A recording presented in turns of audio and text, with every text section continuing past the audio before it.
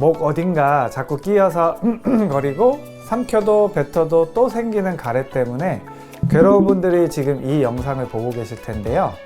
이놈의 가래, 도대체 어떻게 해야 말끔히 없앨 수 있을까요? 안녕하세요. 상쾌한 의사 김성찬입니다.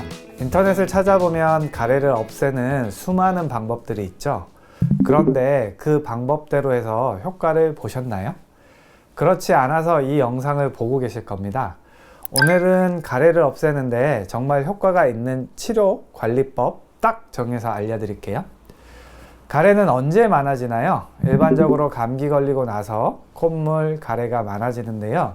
이는 우리 몸에 면역 반응이 일어나서 생기는 부산물입니다. 즉 노폐물이죠. 그럼 이런 노폐물이 생기면 우리 몸에서는 어떻게 처리할까요? 크게 두 가지 방식으로 처리합니다. 재흡수를 하거나 소변, 대변 등으로 몸 밖으로 내보내게 됩니다. 우리 몸의 70%가 물로 이루어져 있는 것은 다들 아실 텐데요. 몸에서 물은 자유자재로 이동하고 있습니다. 혈액의 성분이 되었다가 소화액도 되었다가 침, 콧물, 가래를 이루기도 하죠. 그래서 노폐물이 생기면 체내로 재흡수해서 소변이나 대변으로 몸 밖으로 내보냅니다. 가래는 어디에 많이 끼나요? 목에 많이 끼죠. 그럼 노폐물이 목에 계속 고여 있는 거라고 생각하시면 됩니다.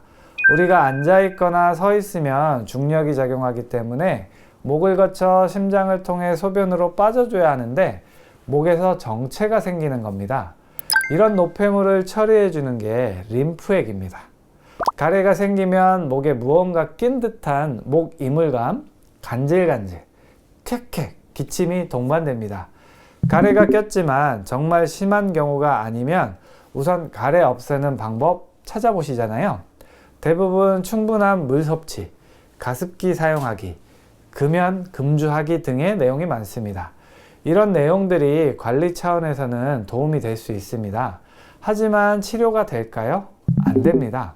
일반적으로 공유되는 내용은 치료 후 예방 관리로 하는 것이지 이런 생활 관리만으로 완고한 가래, 기침이 치료되기는 어렵습니다. 그러면 치료를 어떻게 해야 될까요? 림프관의 구조를 보면 머리부터 얼굴, 목을 거쳐서 여기 쇄골 밑을 지나고 있습니다. 따라서 여기 목, 쇄골 및 흉골을 풀어서 림프액이 정체되지 않도록 치료합니다. 저 같은 경우는 약침으로 이 부위를 직접 풀어드리고 있습니다. 목이 답답하시면 이 부위를 주먹을 쥐어서 툭툭 쳐주시고 손바닥 면을 이용해서 부드럽게 마사지 해주시면 도움이 됩니다. 그리고 이 에노 스프레이를 이용해서 코와 목에 수시로 뿌려주는 것도 도움이 됩니다. 오래된 기침, 가래 치료할 수 있습니다. 꼭 치료하시고 편안한 일상을 누려보세요. 오늘 영상이 도움이 되셨다면 좋아요, 구독, 알림 설정까지 부탁드립니다. 감사합니다.